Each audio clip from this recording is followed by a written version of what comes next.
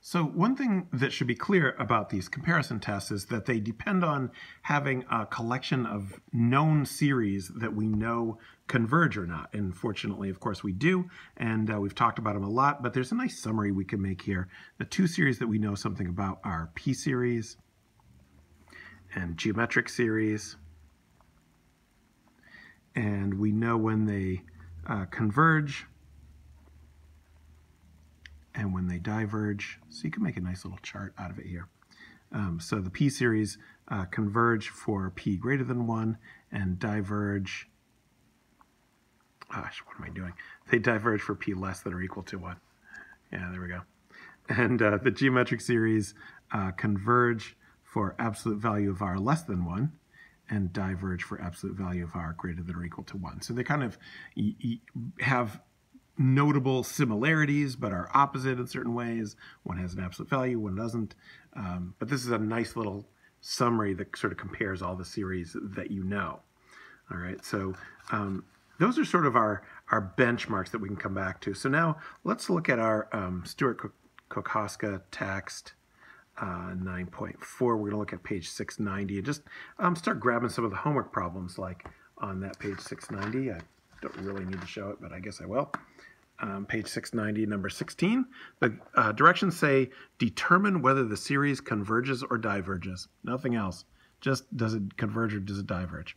All right. So of course you can't just say yes or no to these. You must justify the convergence or divergence, and we're going to talk about the specific things that you need to say in order for your justification to be complete.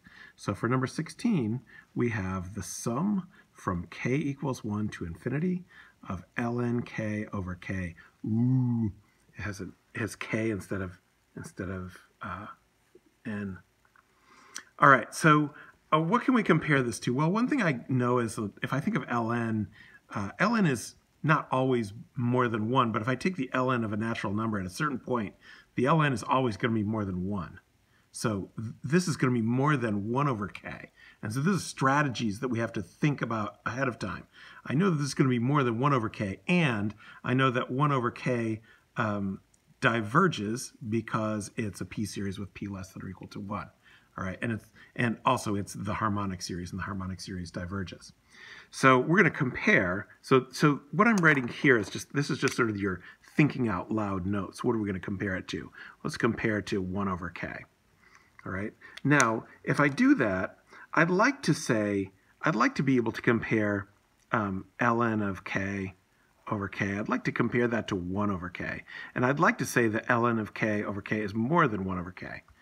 The problem is it's not always more than 1 over k. So I can think about, I need to know when is ln k greater than 1, when it's not. So we could do that, though. We can solve the equation ln k is greater than 1. So I can solve that by taking e to both sides because e is an increasing function. Therefore, we'll preserve order. So I'll get that for, I'll get this inequality as long as k is greater than e to the 1. So that's just passing the ln to the other side as an e, like I would with an equation. You have to be careful with inequalities, so I can only do this with an increasing function. You can think about how that works graphically if you want. Now, but k is a natural number. So k can't be e. K has to be more than e. So k has to be at least 4. So we're usually going to say that is k is greater than 3. You could say k is greater than or equal to 4 if you want it. Okay, so all I have to do for this equation is to say for k greater than 3, ln k over k is greater than 1 over k. And as long as I can exclude finitely many values, I'm only throwing out 3 values. So basically I could split this sum into the sum from k equals 1 to 3 and k equals 4 to infinity.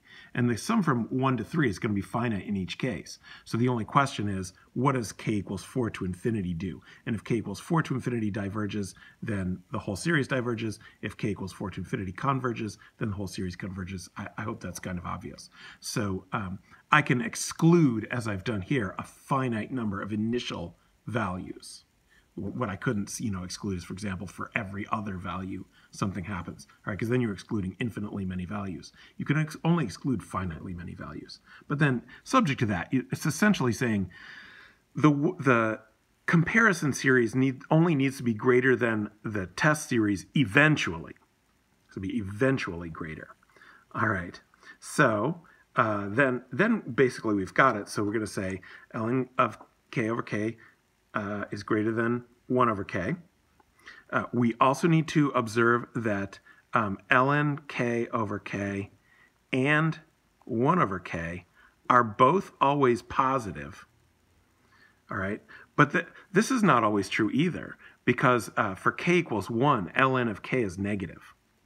But the rest of the k's are positive. So if you look at a graph of ln of k, I mean, this is sort of really what's going on here. I have ln of negative 1. I'm not sure what it is. It's 1 over e. No, wait, that's not right. Ln of, the question is, what is ln of 1? It's a negative number. It's a negative number because 1 is less than e. And then, so ln of 2 is probably also negative. But ln of 3 is going to be positive. That doesn't sound right. None of this sounds right. Ln passes through the point 1, 0. Yeah, all right. So when is ln positive? Ln is positive for 2, 3, and 4. Ln is not positive for k equals 1.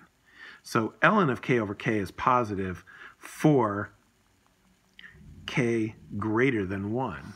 So I have to make these sort of provisos at the sides. I'm going to exclude finitely many values because, yeah, ln of 1 is negative. So I have to have both terms positive. 1 over k is always positive because k is a natural number, so k is always positive. So you have to think about these things. We're going to think, can I show that my test series is greater than my comparison series eventually?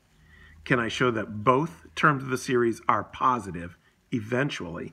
And then what I must do is give a reason why the comparison series converges. So now I'm going to say that the sum from k equals 1 to infinity of 1 over k diverges because, and you have an option of 2 ways of saying this. I'll say it here because it's referring to what I just said, because it is a p series with p equals 1, or you can say because it is the harmonic series. It's a little bit more poetic way to say it, but just because something has a nice poetical name doesn't mean you have to use it. It's a p series with p equals 1, so it diverges. It's also the harmonic series. Okay, so I've stated a complete reason why the test series, I guess we call this the comparison series, diverges. And then I'm going to restate I'm going to state my conclusion. I have to rewrite my sum in order to state my conclusion. Sum from k equals 1 to infinity of ln k over k diverges. And now I say by comparison test. So this is what you must write on the AP exam and for your homework. So things that you must write.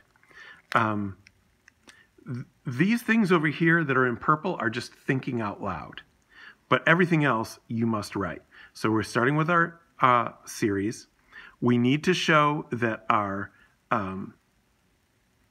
test series, I forget which one we called which.